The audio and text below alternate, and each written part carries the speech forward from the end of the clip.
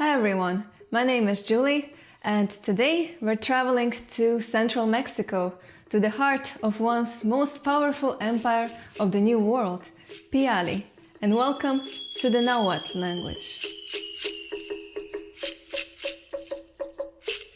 Nahuatl was the language of the mighty Aztec Empire, located in modern-day Mexico. It was brought down by the conquistadors, and now Mexico is the biggest Spanish-speaking country. But it might come as a surprise to some that in Mexico there are at least 68 native languages that are still spoken, including Nahuatl. Nahuatl is spoken by around 1.7 million people, and it is the most widespread native language in Mexico. But can we even call Nahuatl one single language? Because there are at least 28 varieties or dialects of Nahuatl. Some of these varieties are very similar to each other, but some are not mutually intelligible. So is Nahuatl a dialect continuum then, or even a language family? These 28 Nahuatl languages or dialects could be broadly placed in four groups: Eastern, Western, Central, and Huasteca, which has the most speakers, around 1 million people. However, the most similar to the classical Nahuatl of the Aztec Empire would be the Central variety. Of course, it is impossible to discuss Nahuatl without learning about its history, so here we go. But first, just a little shout out to the sponsor of this video, Skillshare. Skillshare offers thousands of inspiring classes for creative and curious people, from writing to iPhone photography, from violin playing to building your career. You have endless possibilities to learn new skills or to improve existing ones, guided by experienced mentors and surrounded by a community of like-minded creatives. I particularly liked this class, Productivity Masterclass Principles and Tools to Boost Your Productivity, by Ali Abdal, who himself is a full-time doctor, a YouTuber, and who also practices several hobbies. He shares his tips for improving productivity by combining discipline and fun. I personally find this class super useful, as I struggle myself with juggling a full-time job, a YouTube channel, and of course, multiple language learning. The first 1,000 of my subscribers to click the link in the description will get a 1-month free trial of Skillshare, so you can start exploring your creativity today. Nahuatl is best known for being the language of the Aztecs, whose empire was flourishing in 15th-16th century.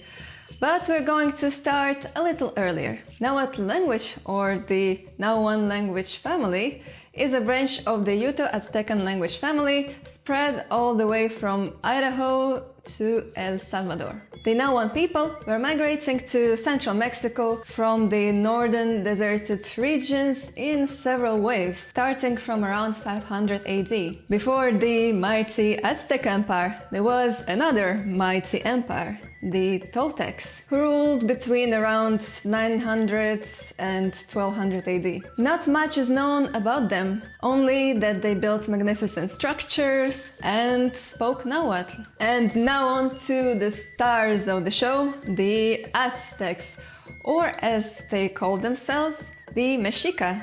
And yes, you see now that the country's name has direct ties to Nahuatl. The Mexica tribe were the last Nahuatl speakers that migrated from the northern deserts in search of a better place around 13th century. In the 14th century, they settled on the islands of the Lake Texcoco, from where they began their conquests. Between the 15th and 16th century, their empire, known as the Aztec Empire today, was flourishing with its capital on the same island on the Lake Texcoco, Tenochtitlan, the largest city in pre-Columbian Americas with population over 140,000 people. There are some ancient Mexica stories that tell that the founders of Tenochtitlan were also called the Aztlaneca or Azteca, and they came from a mythical homeland of Aztlan, translated as the place of whiteness or the place of the heron. In historiography, the term Aztec itself became popular in the 19th century and replaced Mexica when referring to the Aztec Empire. And concerning the word Nahuatl, it can be translated as clear language or agreeable sounds. And clearly, the Aztecs put a lot of emphasis on making agreeable sounds. Classical Nahuatl is famous for its incredibly rich poetic tradition. The Nahuatl poetry is melodic, metaphoric, and highly philosophical. Just listen to it and enjoy. Nukniwe, ninen tlamati, san ninochokilia in monawak, Dios. Keshkich mitikno tlamachtia momasewal, semanawa con ton nitlanililo inik ton tlawika, ton te semilvitiltia in tlal tikpak. Colonialism brought with itself a new writing system, the Latin script. But before that, Nahuatl was already a written language, inscribed with a native Aztec script that was based on the Maya script. It was a mix of ideographs, where a symbol represented directly the meaning, and phonograms, symbols that represent a sound. The Aztecs used to write on leather or on a local paper called amate. These Nahuatl manuscripts or codices mostly described historical events or rituals. The majority of them was destroyed during colonialism. A big amount of codices was created during the colonial period actually, using Nahuatl written with Latin script. Thanks to these codices we have a substantial information about the Aztec civilization. And it didn't go into a complete oblivion, or we don't argue if it even existed, like with the Toltecs for example. Nowadays more than 90% of Mexicans are monolingual in Spanish, and there's still some stigma attached to indigenous language, as they are regarded as non-prestigious. But on the other hand, there are still so many speakers of Nahuatl remaining, so it's not too late to reverse the trend, even though there is no yet a standardized version of the alphabet, or it is not taught in public schools. But well, they're working on it. And since we mentioned the alphabet, here it becomes a little bit tricky because, okay, I want to show you the pronunciation of Nahuatl, but which variety should I choose? In modern Nahuatl dialects, there is no standardized orthography. So my solution is to try to show as many varieties as possible, and let's see if I succeed. So this is one of the versions of the alphabet, which has 18 letters. Now, it doesn't seem like a lot of letters, but the complexity is really in the variety. The sound K could be written with the letter K or C, or a combination of Q and U. The sound S with the letter S or C or Z. So you see the similarity to Spanish phonetics. They sound W with a W or a U, or a combination of HU and UH, like in the word Nahuatl. And in some dialects, the sound may be even pronounced as a V.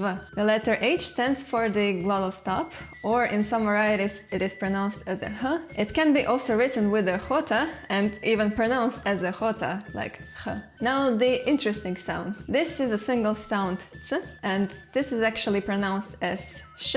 So the country's name is Mexico actually, not Mexico or Mexico. And this last one is also a single sound.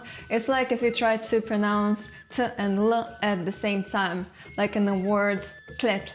And in some dialects, this sound transformed either into a simple L or a simple T. There are 4 vowels in Nahuatl, and they also possess long versions that could be marked in different ways. And of course, in some modern dialects, the long vowels have either disappeared, may have transformed into a pitch accent, and in one dialect a little sound shift happens, so short and long vowels now stand for slightly different sounds. All in all, it's a huge mess, and the standardized version is urgently needed. We have heard some classical Nahuatl already with the poetry, so now let's hear examples of some modern varieties. Desde Nipitentzin no tahuan o nechtetihkeh manitlahto Nahuatl, niman pues hasta amantzin nehuan ipanochan, nokonehuan nikimititiah ika noihki matlahtoka Nahuatl, niman quien amehomeh noihki itla uelis tamechpalewis. Onka, nahuikaxtoli uan chiknaui tlahtoli uan Nahuatl yayakati ompa miyakeh uechiuah ipan Mexco. Uan yeka niamechtaneui matinemilika, matipantilika, uahtiuechiuakah nochi kamanali katiuala tlen Nahuatl. So that's about it with the pronunciation, and it wasn't that hard, was it? Okay, maybe a little bit hard, maybe very hard, but let's look at the grammar now. First of all, there are no genders and no cases, so that simplifies everything a lot. Nahuatl is an agglutinative language, so meanings are added to words by attaching prefixes and suffixes and word roots to them, like a linguistic Tetris. And by building words like that, they can get long, very long. There are no prepositions in Nahuatl, instead there are suffixes, of course. For example, Mexico is a combination of root meshi and a locative suffix ko, which tells you where. So it's like in the place of meshi. And there are also no articles, but the nouns will have a particular suffix in the end. There is also a different set of suffixes if we are in plural. But interestingly, in classical Nahuatl, only animate objects had the right to have a plural form. And by the way, things like mountain, sky, or stars were considered 100% animate. The basic word order is VSO, or sometimes VOS, or sometimes something else. It really depends on the dialect. It's really complicated actually to give a presentation on Nahuatl, because the more I learn about it, the more I see